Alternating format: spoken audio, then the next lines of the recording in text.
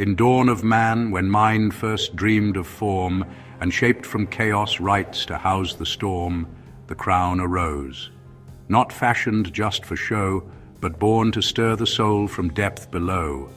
It sat not light, nor idly decked the head, but pressed with weight where sacred nerves are spread, a ring of order wrought with hidden flame, that stilled the limbs and taught the self its name. Not merely gold, but labor's purest thread, was wound into the bands the ancients bled. With beaded veils, with feathers bright as fire, they raised their thought in symmetry's attire. Why bury such in earth's unminded place, where rot and time their finer lines efface?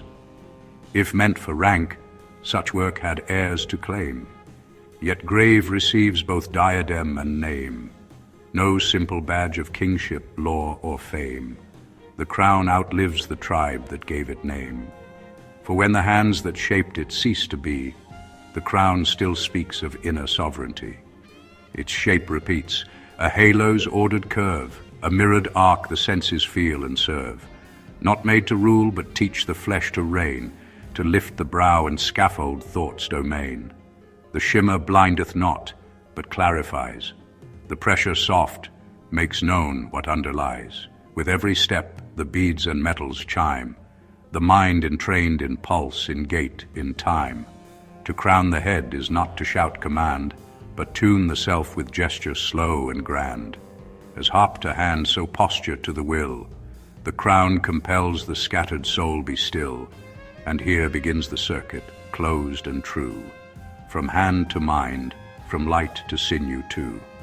Not art alone, but deep design is shown, a thought in gold, a truth in metal grown.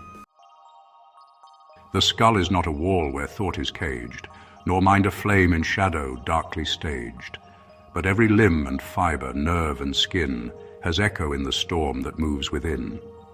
Along the fold where cortex spans the crown, the body's shape is laid in mirrored gown.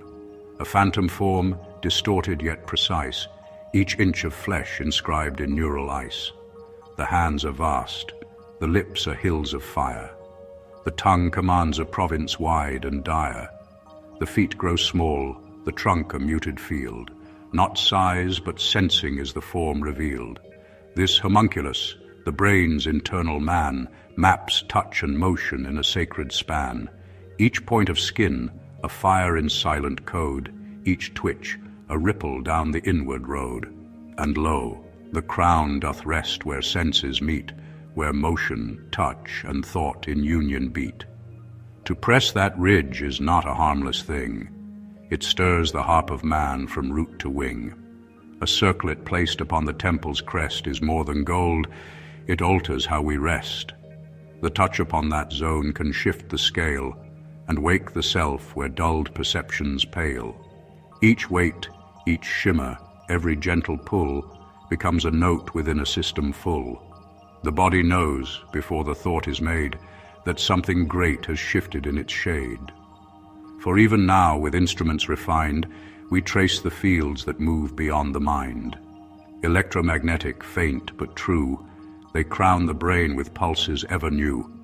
These fields extend, a trembling in the air, a spectral cloak of selfhood's hidden care. The crown, thus placed, becomes the tuning key to hum with thought's electric melody. In sacred rites, in trance, in leader's gaze, this subtle charge commands the mind to raise. No mystic fraud, but matter's firm embrace, a feedback loop of gesture, weight, and grace.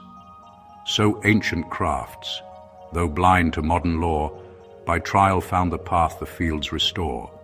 They shaped the gold, aligned the light, the line, and made of matter's ring a crown divine. The mind is not in silence self-contained, but pulses outward, charged and unrestrained.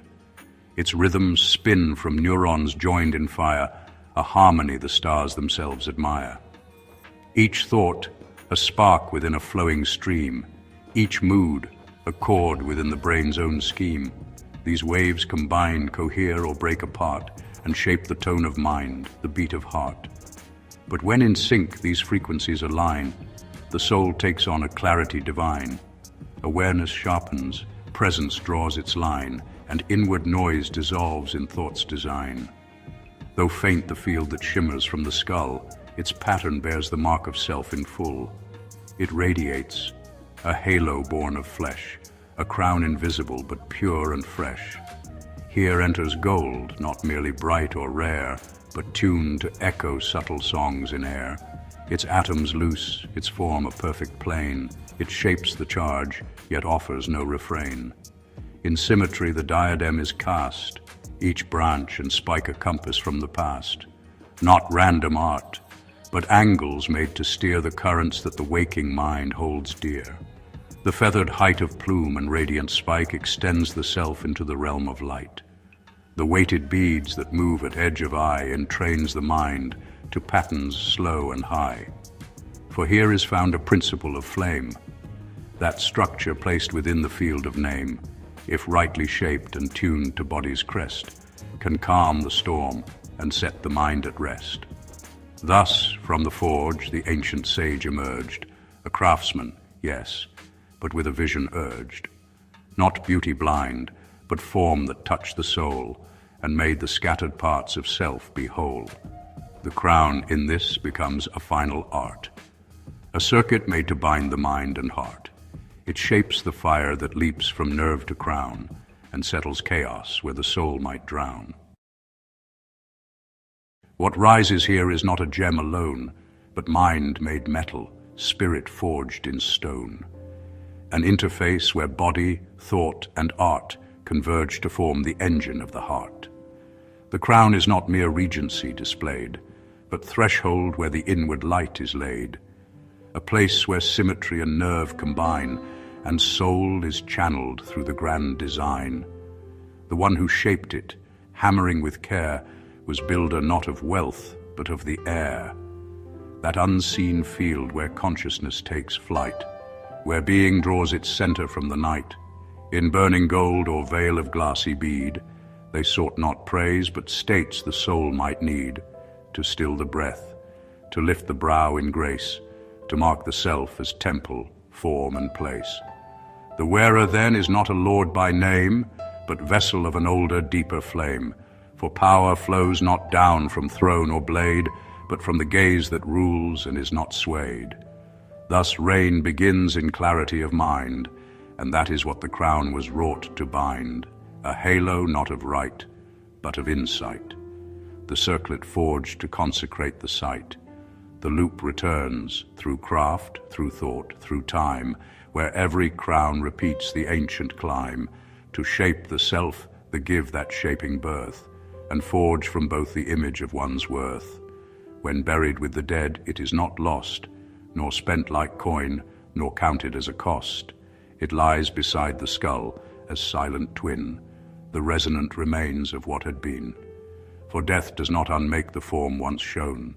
The circuit sleeps, but is not overthrown.